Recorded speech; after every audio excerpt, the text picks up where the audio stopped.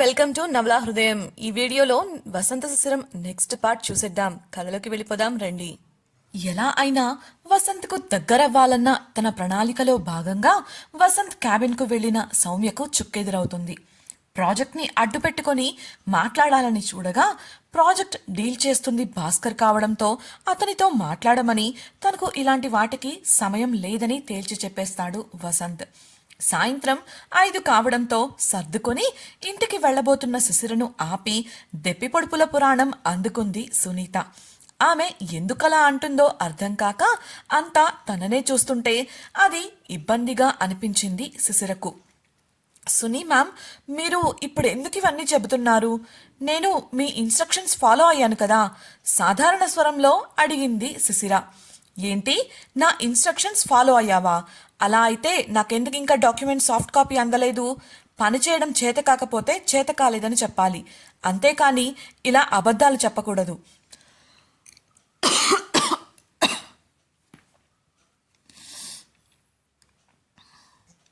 కోపంగా అరిచింది సుని. శిశిర మనసులో అదేంటి, నేను మెయిల్ పంపేశాను కదా అనుకుంటూ ఎందుకైనా మంచిది, ఒకవేళ డ్రాఫ్ట్లో ఉండిపోయిందేమో చెక్ చేసుకోవడం మంచిది అనుకుంటూ ఫోన్ బయటకు తీసింది.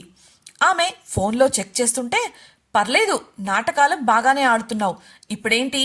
అయ్యయ్యో madam, sorry madam, file delete అయిపోయింది, మెయిల్ కనిపించట్లేదు అనే కదా చెబుతావు, వెటకారంగా అంది సుని. అది విన్న రూప కుసుమ చెవిలో, ఈ సుని తాను చేసే పనులన్నీ భలేగా చెబుతుందక్క, నెక్స్ట్ టైం పనేదైనా లేట్ అయితే దీన్ని కారణాలు అడిగితే చక్కగా సలహాలిస్తుంది అని గొడిగింది. అందుకు కుసుమ చిరుకోపంగా రూపను కసిరి మౌనంగా ఉండమని సైగ చేసింది. అప్పటికే మెయిల్స్ చెక్ చేసిన శిశిర, సునీ మ్యామ్, నేను మీకు 4 గంటలకే మెయిల్ పంపించేశాను, నేను పంపిన మెయిల్ కూడా సెంట్ లిస్ట్లో ఉంది, కానీ మీకు రాలేదంటున్నారు అని అడగగా సునీ కోపంగా, పని చేయకుండా తప్పించుకోవడానికి కొత్త నాటకమా? ఇప్పుడు నా మీద నింద వేస్తున్నావా?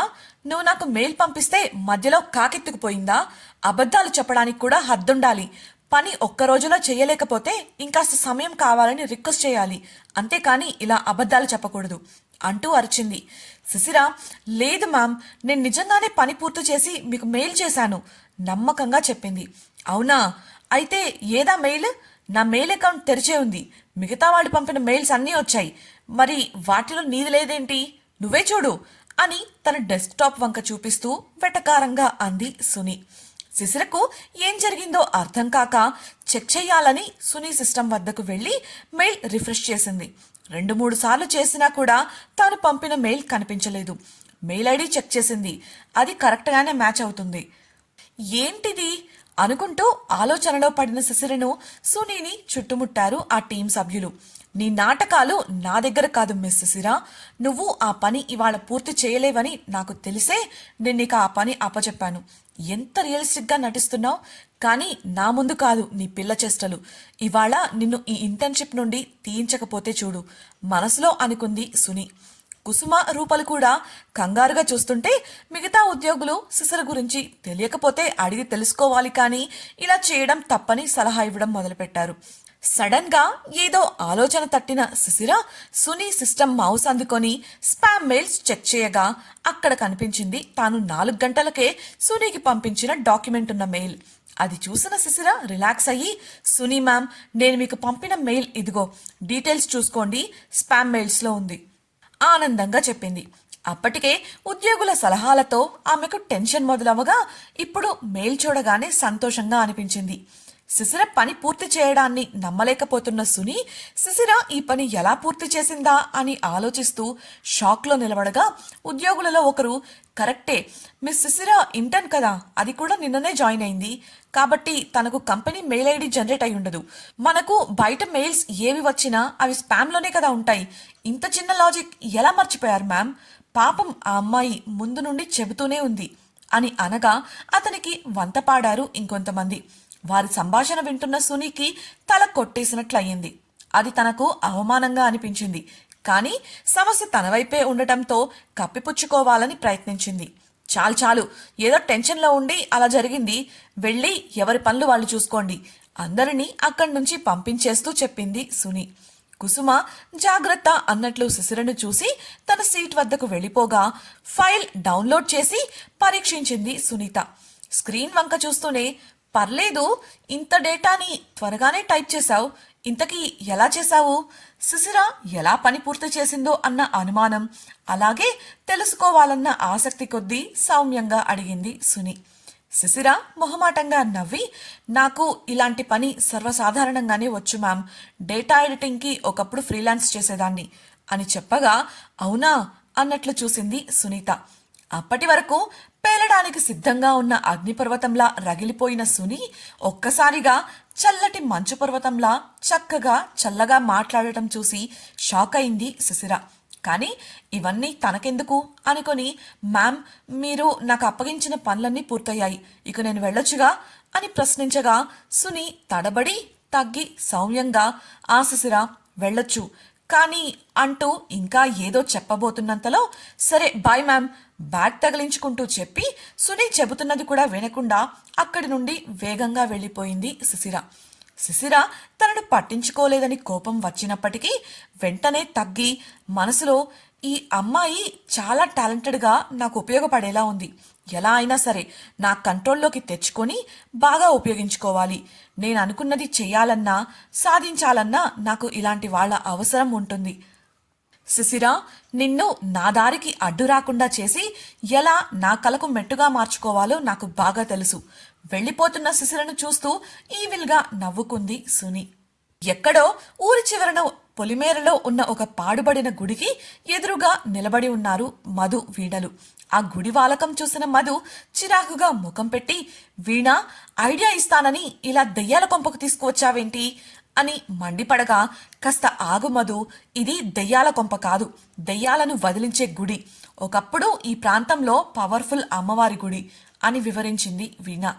ఒకప్పుడు పవర్ఫుల్ గుడా, మరి ఇప్పుడు ఇలా తయారైందేంటి ప్రశ్నించిన మధుకు, అదా, పెద్ద పెద్ద సమస్యలుంటే తప్ప ఎవరూ ఈ గుడికి రారు. మొన్న సెలవులకు మా ఊరు వెళ్ళాను కదా, అప్పుడే మా పక్కింటి అమ్మాయిని తీసుకుని వారికి తోడుగా ఇక్కడికి వచ్చాను.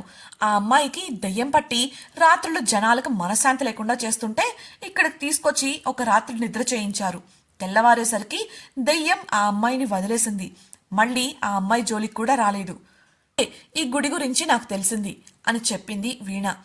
అలా చూస్తే ఉమ ఇక్కడ నిద్ర చేయడం అంటే అసాధ్యం కదా, మనం పిలిస్తే తను రాదు కదా అనుమానంగా చూస్తూ అన్న మధుకు, తను రాదని నాకు కూడా తెలుసు మధు, అలాంటి వాటికి కూడా ఇక్కడ ఉపాయాలున్నాయి, పద లోపలికి వెళ్తే నీకే తెలుస్తుంది అంటూ గుడి లోపలికి ధైర్యంగా నడిచింది వీణ. మధు ఆ గుడి వాలకాన్ని చూసి భయపడుతూనే పైకి ధైర్యాన్ని ప్రదర్శిస్తూ గుడిలోకి వెళ్ళింది. అక్కడ ఎక్కడ చూసినా దుమ్ము ధూళి. గుడి అన్నందుకు ఎక్కడా కూడా శుభ్రత లేదు. ఆ చుట్టుప్రక్కలనున్న చెట్ల నుండి రాలిన ఆకులు పుల్లలు గాలికి ఆ గుడి మీద పడుతున్నాయి. నేల మీద ఎండిపోయిన ఆకులు రాళ్ళు ఉంటే గుడి గోడల నిండా సాలీడు గూళ్ళున్నాయి. ఆ ప్రాంగణంలో అక్కడక్కడ కుక్కలు పడుకొని నిద్రపోతూ కనిపించాయి. అలా లోపలికి వెళ్లిన మధు, వీణలు ఇద్దరూ అడుగులో అడుగు వేసుకుంటూ మెల్లగా గర్భగుడి వైపు నడిచారు. ఎక్కడ తమ అడుగుల శబ్దానికి కుక్కలు లేచి తమ మీద పడతాయో అనేది వారి భయం. గర్భగుడి దగ్గరకు వెళ్లిన వీణ కాస్త రిలాక్స్ అవ్వగా మధు అక్కడి వాతావరణం చూసి ఆశ్చర్యపోయింది. కారణం, గర్భగుడిలో అంతా శుభ్రంగా సర్దిపెట్టి అమ్మవారికి అందంగా అలంకరణ చేసి అమ్మవారి ప్రతిమ ముందు దీపారాధన చేసి ఉంది. అది చూసిన మధు, వీణ, ఇదేంటి, ఇక్కడికి ఎవరూ రారు అన్నావు, అలాగైతే ఇదేం విడ్డూరం, గుడిలో ఒకలా గుడి బయట ఒకలా అని ప్రశ్నించింది. అందుకు వీణ చిరునవ్వుతో, ఇక్కడికి కేవలం సమస్యలు ఉన్నవారు మాత్రమే వస్తారు అన్నాను కదా మధు, అప్పుడప్పుడు అలా వచ్చిన వాళ్ళు మాత్రమే గుడి బయట శుభ్రం చేస్తూ ఉంటారు. అయితే గర్భగుడి లోపల రోజు ఉదయం ఒకసారి సాయంత్రం ఒకసారి ఒక పెద్ద ఆయన వచ్చి శుభ్రం చేసి పూజ చేసి వెళుతూ ఉంటారు.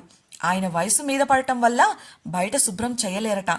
భూతాలు వదిలిచ్చే గుడిగా ప్రసిద్ధి కావడంతో ఇక్కడికి మామూలు భక్తులు భయంతో రారు. నాకు తెలిసి మనం వచ్చింది కూడా ఆయన వచ్చే టైంలోనే అని వివరించింది. ఓ అవునా అని మధు అంటుండగానే గర్భగుడి లోపలి నుండి ఒక పెద్ద వయసున్న మనిషి మెల్లిగా బయటికి వచ్చాడు. వీణ ఆయన దగ్గరకు వెళ్ళి పని దెయ్యం గురించి, అది తమను ఇబ్బంది పెడుతున్న విధానం గురించి చెప్పి తమకు ఈ సమస్య నుండి బయటపడే మార్గం చెప్పమని వినయంగా అడిగింది. తెల్ల జుట్టు, నెరిసిన గడ్డంతో పెద్ద ఆయన కూడా చూడటానికి కాస్త భయం కలిగించేలా ఉండటంతో మధు మాట్లాడటానికి భయపడి మౌనంగా వీణ పక్కన నిలబడింది. వీణ చెప్పినదంతా విన్న ఆ పెద్ద ఆయన, ఇలాంటివి ఇక్కడ చాలానే చూశాను, మీరు ఏమీ భయపడకండి, అంతా ఆ అమ్మవారు చూసుకుంటుంది. మీరు చెప్పింది చూస్తే ఆ దెయ్యం మిమ్మల్ని శారీరకంగానో మానసికంగానో హింసించడం లేదు, అంటే దానికంత శక్తి లేదు, కాబట్టి అమ్మవారి ప్రసాదమే దానికి చాలు అంటూ మళ్ళీ మెల్లిగా నడుచుకుంటూ గర్భగుడిలోకి వెళ్ళి అమ్మవారి త్రిశూలానికి గుచ్చిన నిమ్మకాయ తీసుకువచ్చి వీణ చేతిలో పెట్టాడు. ఆ దెయ్యం పట్టిన అమ్మాయి పడుకునే తలగడ కింద పెట్టండి, ఒక్క రాత్రిలో మీకు ఆ దెయ్యం పీడ విరగడవుతుంది అన్నట్లు ఈ నిమ్మకాయ ఒక్క రాత్రిలో వడిలింది అంటే దెయ్యం వదిలినట్లు, జాగ్రత్త అని చెప్పగా మధు అనుమానం వచ్చి, నిమ్మకాయ వడలకపోతే స్వామి అని అడిగింది. అప్పుడే అక్కడికి వచ్చిన ఓ మనిషి, కుళ్ళిపోయిద్ది, అలా జరిగితే మీకు దెయ్యం చేతిలో దబిడి దివిడే అనడంతో ఉలిక్కి పడింది మధు. వీణ ఆమెకు సర్ది చెప్పి, సరే స్వామి ఉంటాము అనగా, మీ దక్షిణెంతో చెబితే అంటూ పర్స్ నుండి డబ్బులు తీయబోయింది మధు. వీణ ఆమెను గబుక్కున ఆపగా అప్పటికే మధు మాట విన్న పెద్ద ఆయన కోపంగా చూశాడు. అందుకు పక్కనున్న మనిషి నవ్వుతూ, నియమాలు తెలియకుండానే వచ్చారా, ఇక్కడ దక్షిణుండదు, దానికి బదులు అంటూ చెప్పిన మాటకు కళ్ళు తేలేసింది మధు. ఆ వ్యక్తి ఎవరు? ఆ వ్యక్తి చెప్పిన మాటలకు ఎందుకు మధు కళ్ళు తేలేసింది? వీళ్ళ ఈ ప్రయత్నంలో ఉమకు దెయ్యం పట్టలేదు అన్న నిజం తెలుసుకోగలరా? తెలుసుకుంటే ఉమ పరిస్థితి ఏంటి? సుని శిశిరను తన కంట్రోల్లోకి తెచ్చుకోవడానికి ఏం చేయబోతోంది తెలుసుకోవాలనుకుంటున్నారా? అయితే ఛానల్ను సబ్స్క్రైబ్ చేసి వసంత శిశిరం నెక్స్ట్ పార్ట్ వినేయండి. మీకు ఈ వీడియో నచ్చినట్లయితే లైక్ చేసి మీ సన్నిహితులకు షేర్ చేయండి. మీ అభిప్రాయాలను మాతో పంచుకోవడం కోసం కామెంట్ సెక్షన్లో తెలియజేయగలరు. ఇట్లు మీ నవలా హృదయం team. Thank you for listening.